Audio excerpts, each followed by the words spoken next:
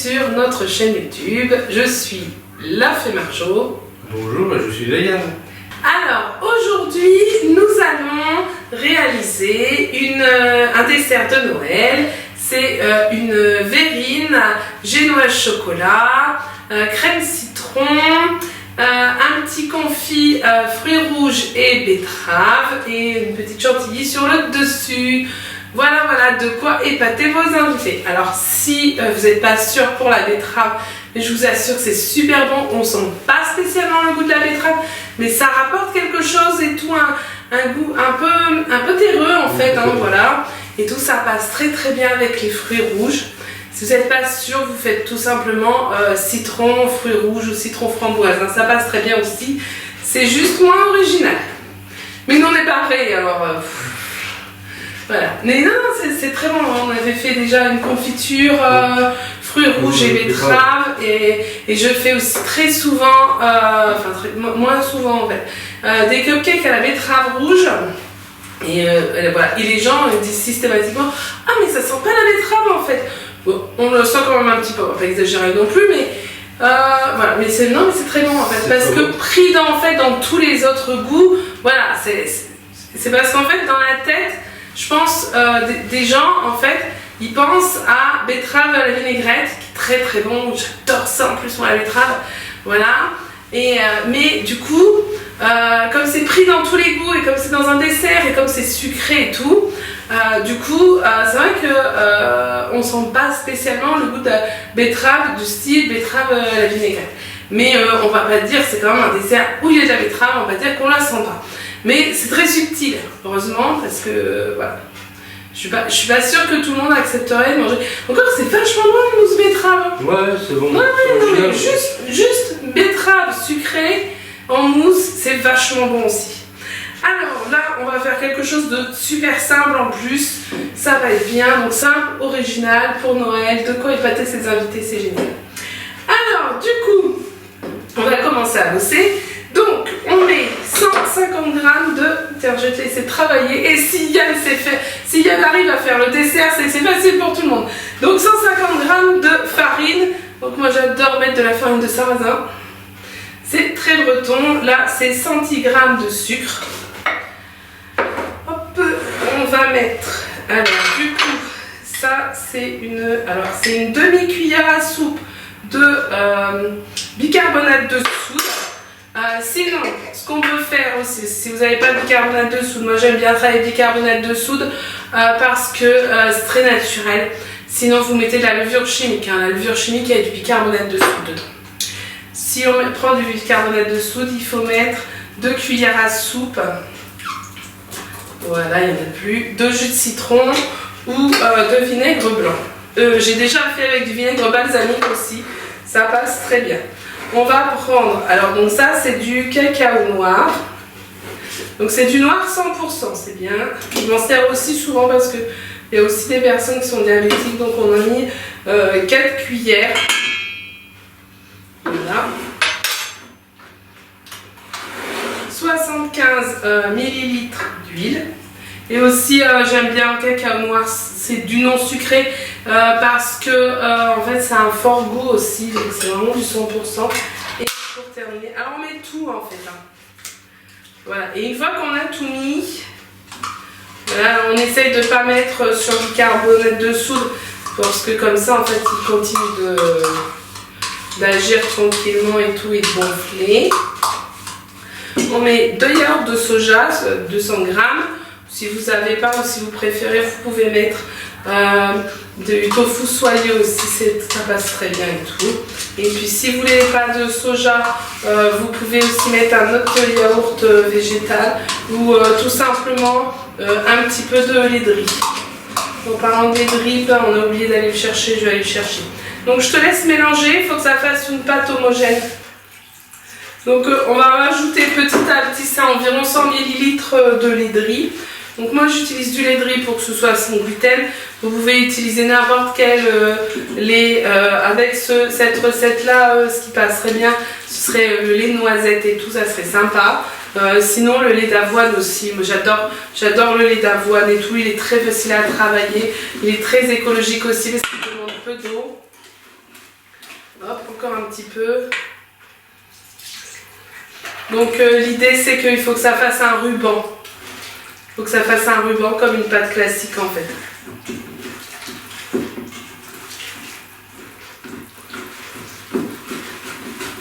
Donc on met plus ou moins du coup 100 ml de riz. Je précise, hein, des fois qu'il y a quelqu'un qui prend au milieu qui dit « Ah, on met du lait !» Non, on ne met pas du lait, ça s'appelle même pas lait d'ailleurs. Ça s'appelle riz. Super. Voilà, voilà. Bah, en même temps, c'est pas la peine de s'embêter, hein, du riz dans une boîte comme ça, tu te dis pas que c'est du vrai, hein, pardon. Je veux dire, tu te dis pas que c'est du entier avec des grains, hein. Riz, source de calcium. On prend celui qui est enrichi en calcium. Mais des fois, je me trompe, je prends l'autre. Et là, je essaye de faire attention. Voilà. Du coup, c'est hyper naturel, enrichi en calcium. Wouhou! Alors, c'est marqué très bon pour le petit déjeuner, la cuisine, le goûter avant et après le sport. Alors, moi, je suis pas d'accord, c'est pas bon. Si c'est pas cuisiner, c'est pas à boire comme ça. Ouais, ça fait. Oui, voilà, c'est ça, c'est super. Alors, c'est bien, par contre, c'est pas du tout homogène. Voilà, voilà. Donc, quand on et tout, je sais pas comment t'avais ton compte. Et bien, regarde, t'as des grumeaux, toi. Comment tu fais? Faut bien la. Alors, moi, ce que j'aime bien, tu vois, c'est la pâte. Il faut la travailler, tu sais, comme de la galette. Ah oui. Ouais, parce que c'est une génoise. Et normalement, tu sais, les génoises, on les fait sur le feu avec des œufs, tout ça. Bon, là, ça sert à rien de la faire sur le feu parce qu'il n'y a pas d'œuf. Et du coup, il faut lui incorporer de l'air, sinon elle ne gonfle pas, elle n'est pas aérienne. Donc, si tu veux avoir cet effet très aérien qu'on a avec une génoise, il faut incorporer de l'air. Donc, il faut la travailler comme une galette. Et comment on travaille comme une galette? Eh bien, il faut fouetter la pâte. Alors, au début, hop, il est là. Au début, on travaille comme ça, on la... Hop. Voilà. Et après, on la bat comme ça, en fait. Hop. Bien comme ça. Il faut que je renverse pas, parce que sinon... Hein. Hop. Et on bat comme ça. Et du coup, on voit les petites bulles au-dessus. Vas-y, on les voit bien. Voilà.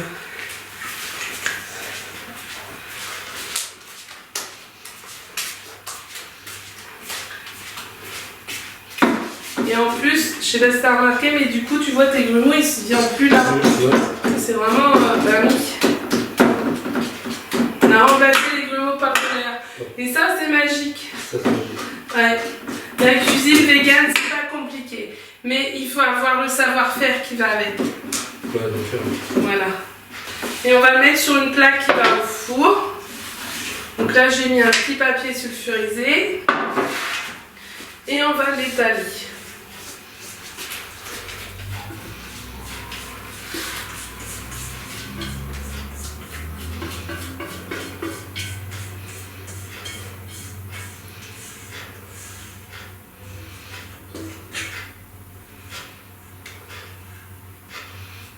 Voilà, donc on l'étale bien pour que ça fasse à peu près un demi-centimètre d'épaisseur. Tu vois, on voit toujours les petites bulles. Ouais. Alors après, on va la taper sur le plan de travail comme ça 2 ou 3 fois. Un peu comme on fait avec des macarons en fait. Pour que... Alors les macarons, c'est pour faire chasser les bulles d'air. Et là, en fait, c'est pour que la pâte, elle soit bien lisse. Donc on la tape 2, 3 ou 4 fois. Voilà, en même temps, ça fait remonter les petites bulles d'air à la surface. C'est plutôt pas mal. Donc là, je vais prendre la photo pour la mettre en même temps. Cuisson 10 minutes, un quart d'heure au four, 180 degrés. Dans ma casserole, on va faire la crème citron.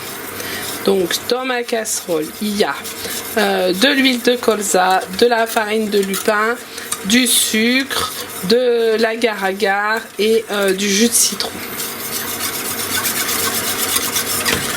Donc on va mélanger tout ça.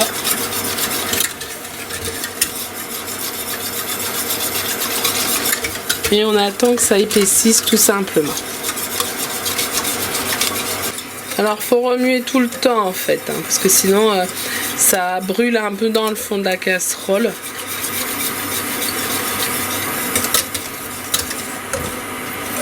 Donc dès que le mélange il est chaud et qu'il commence à épaissir, ben c'est bon. Alors c'est de couleur jaune parce qu'on a mis dedans de la farine de lupin. Et du coup c'est sympa parce que en fait ben, dans notre tête citron égale jaune. Du coup, c'est pour ça que j'utilise plutôt la farine de lupin en fait. Très jaune et tout. Donc là je sais pas si on voit à la caméra.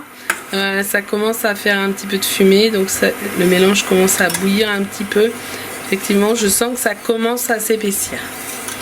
On va encore attendre une minute ou deux. On le sait parce que du coup, il suffit de plonger la et faire comme ça et voilà. Et normalement, la crème, mais là, ça va pas là.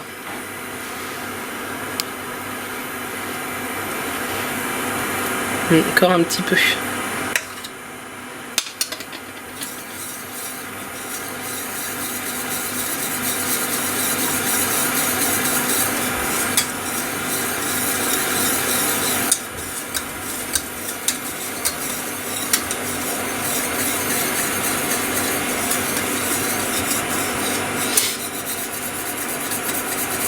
Il faut faire attention de ne pas la faire trop cuire parce qu'après avec la farine de lupin il y a un aspect un peu grumuleux.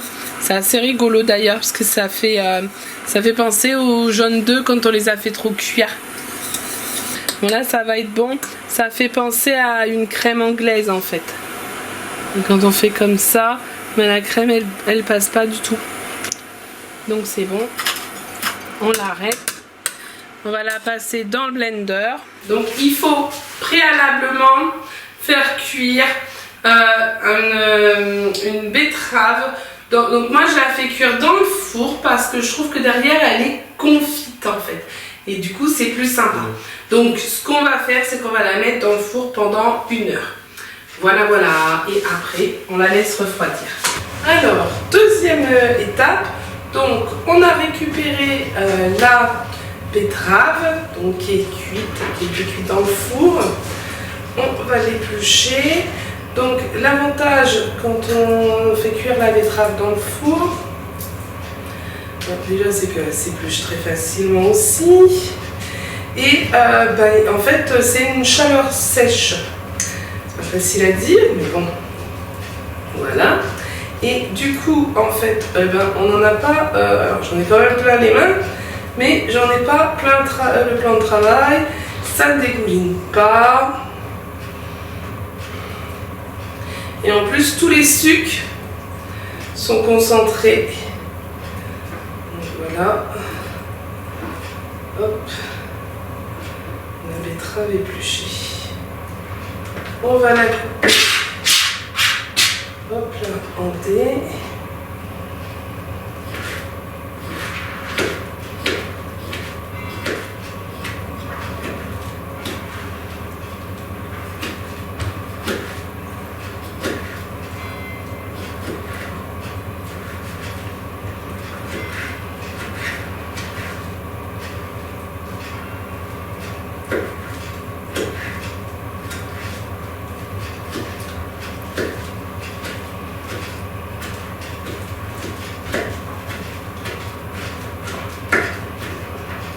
Voilà, bon, moi je grossièrement, très grossièrement d'ailleurs. Voilà.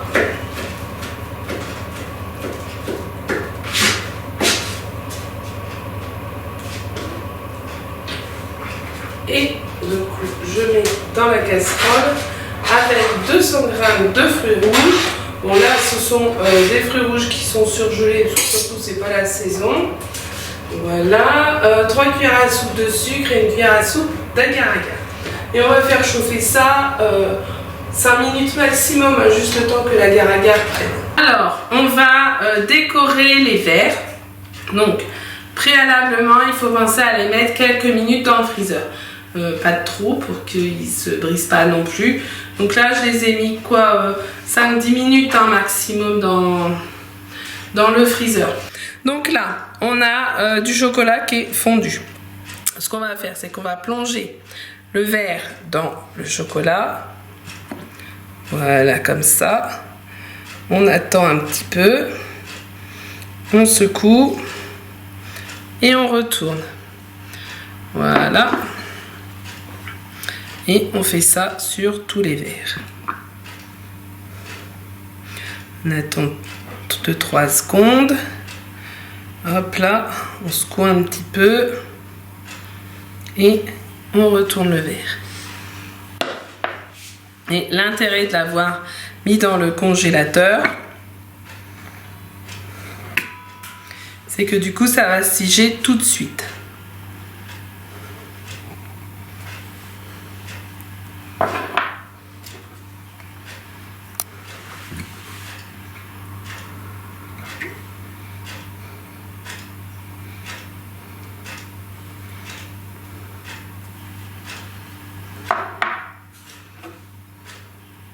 Alors du coup tu peux montrer, il y a des petites couleurs qui passent et tout, c'est bien, c'est sympa, moi j'aime bien.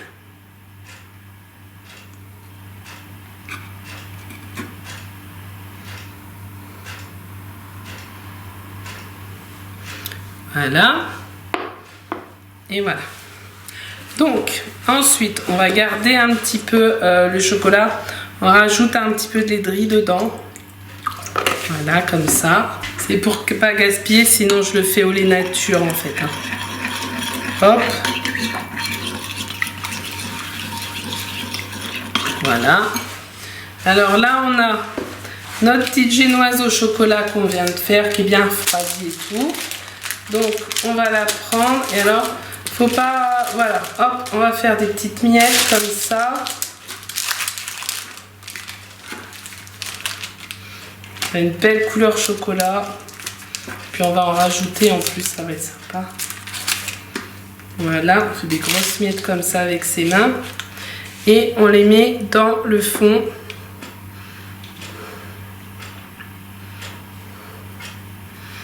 Voilà. Dans le fond des petites verrines.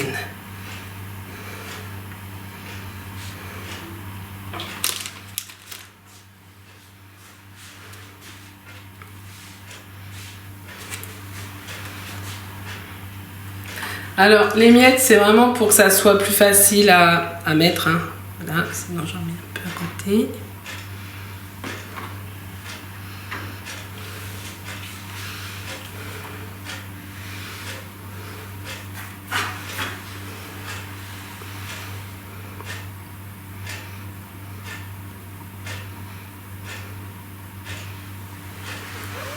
Donc, s'il en reste un petit peu de trop, enfin, de toute façon, chez nous, il n'en reste pas de trop. Hein. C'est trop bon. Parce que je trouve toujours quelqu'un pour m'en manger. Donc, s'il en reste un petit peu de trop, on peut les mettre dans le congélateur. Ça passe très bien. Et après, quand on veut refaire des verrines, il suffit de les sortir la veille. Voilà. Alors ensuite, on va mettre un petit peu... 2-3 cuillères comme ça de notre petit lait chocolat.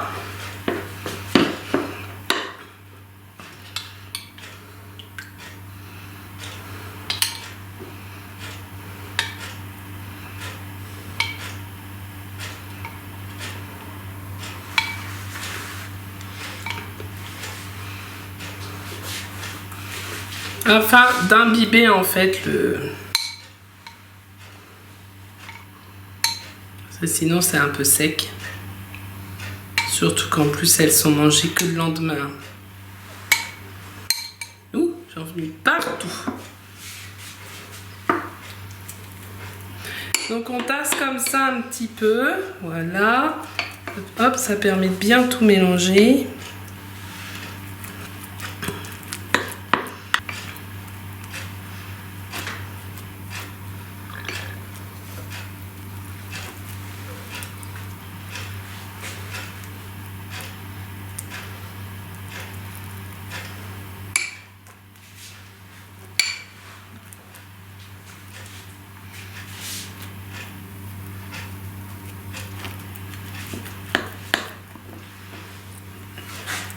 Donc le biscuit va bien boire en fait.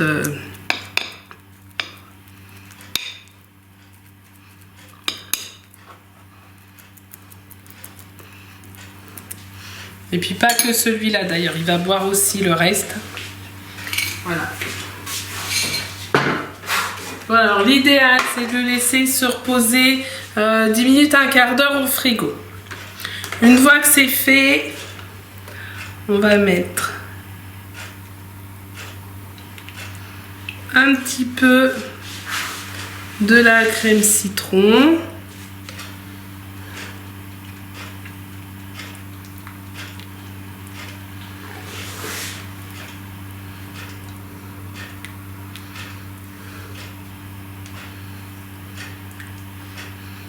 Voilà, et hop, au frigo. Hop, donc là j'ai ressorti les verrines qui sont bien froides. Voilà, pour cause parce qu'on les a faites hier. On va mettre du coup le mélange, ça donne ça. Oh là là. Ça fait un peu une confiture, mi-confiture, mi-gelée en fait. Donc on va mettre une bonne cuillère. Hop là.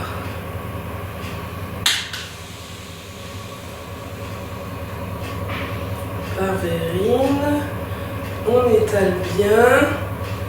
Voilà, voilà.